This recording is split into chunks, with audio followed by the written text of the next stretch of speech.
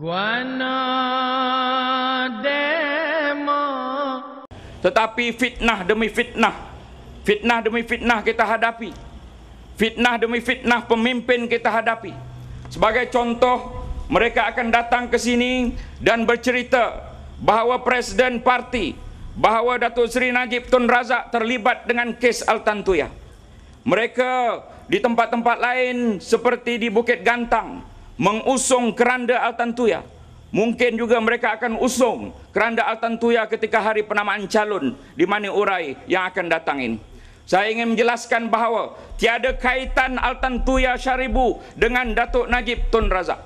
Datuk Najib telah bersumpah wallahi wabillahi watallahi bahawa dia tidak kenal, tidak pernah jumpa, tidak pernah tahu siapa Altantuya Syaribu, sehinggalah Altantuya Syaribu dan segala kesnya itu masuk dalam surat-surat khabar. Beliau bersumpah wallahi wabillahi watallahi itu ketika pilihan raya kecil Ijuk. Seterusnya beliau bersumpah sekali lagi di Masjid Gua Perahu Don Penanti Permatang Pauh. Kemudian bersumpah sekali lagi di hadapan ketua bahagian, ketua wanita, ketua pemuda, ketua putri UMNO di Dewan Merdeka PWTC. Bersumpah wallahi wabillahi watallahi, yang sampai sekarang ini tidak sanggup bersumpah atas tuduhan kesalahannya. Siapa dia, tuan-puan? Siapa yang tak sanggup bersumpah?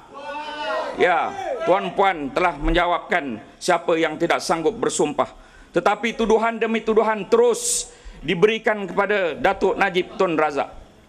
Kalau betul Altantuya Syaribu itu ada kaitan dengan Najib, kalau betul Altantuya itu ada kaitan dengan Perdana Menteri, maka 20 hari apabila Altantuya datang ke Kuala Lumpur, beliau menetap di sebuah hotel 2 bintang.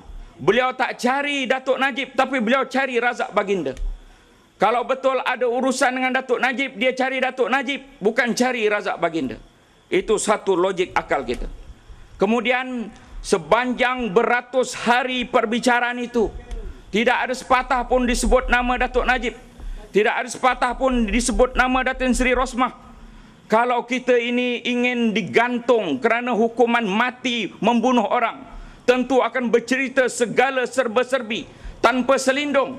Tetapi dua orang itu tidak ada cerita sepatah pun tentang Datuk Najib dan juga Datin Seri Rosmah. Ini menunjukkan tiada kaitan Altantuya Syaribu dengan Datuk Najib dan juga Datin Seri Rosmah. Mereka menuduh bahan letupan itu daripada MINDEF, daripada Kementerian Pertahanan. Itu juga tidak betul. Itu juga fitnah, kerana bahan letupan itu juga boleh didapati daripada UTK. Mereka menuduh 2 orang UTK itu adalah UTK Datuk Najib. Itu juga tidak betul, tuan-puan. UTK itu adalah UTK pusingan. Seorang itu ditangkap ketika mengiringi Perdana Menteri di Pakistan.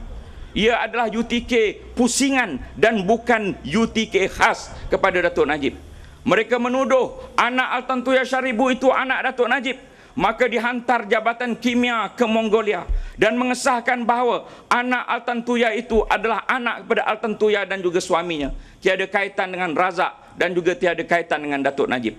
Mereka ini suka melemparkan fitnah. Mereka ini tiada modal, maka mengkaitkan pemimpin utama kita, Perdana Menteri kita, orang yang berjuang bermati-matian siang dan malam, orang yang menggerakkan prinsip satu Malaysia, rakyat diutamakan, rakyat didahulukan dan pencapaian diutamakan. Mereka takut pada Datuk Najib Tun Razak, maka mereka fitnah Datuk Najib dengan tohmahan Altantuya ini. Percayalah bahawa tiada kaitan Altantuya Syaribu dengan juga Datuk Najib Tun Abdul Razak.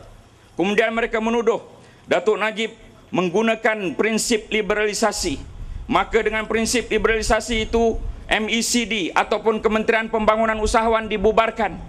Kita nak maklumkan bahawa Kementerian Pembangunan Usahawan tidak ada seorang pun agensinya, tidak ada seorang pun pekerjanya yang diberhentikan. Tidak ada satu pun agensinya yang dibubarkan.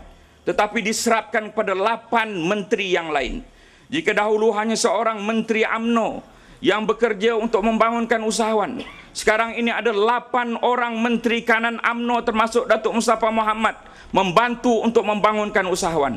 Tentunya satu itu tidak dapat menjalankan tugas dengan baik dibandingkan dengan 8 orang menteri kanan. Tentunya 8 orang menteri kanan itu boleh melaksanakan tugas dengan lebih berkesan dibanding dengan seorang menteri sahaja.